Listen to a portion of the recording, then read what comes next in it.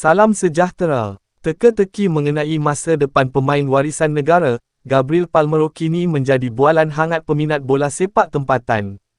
Pemain kelahiran Sepanyol ini dikhabarkan bakal menyarung jersey Kuching City FC. Palmeiro merupakan satu-satunya daripada 7 pemain warisan yang masih belum mempunyai kelab selepas kontraknya ditamatkan oleh Tenerife dan Unionistas de Salamanca. Peminat mula menghidu perpindahan ini apabila mendapati Palmeiro mengikuti akaun Instagram rasmi Kuching City.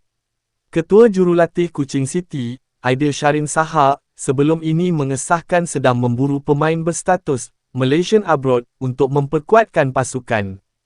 Kehadiran Palmeiro bukan sahaja mampu meningkatkan kualiti teknikal The Cats, malah ia menjadi peluang keemasan buat pemain itu untuk menghidupkan semula keriernya di bumi Malaysia selepas setahun menyepi daripada kancah profesional.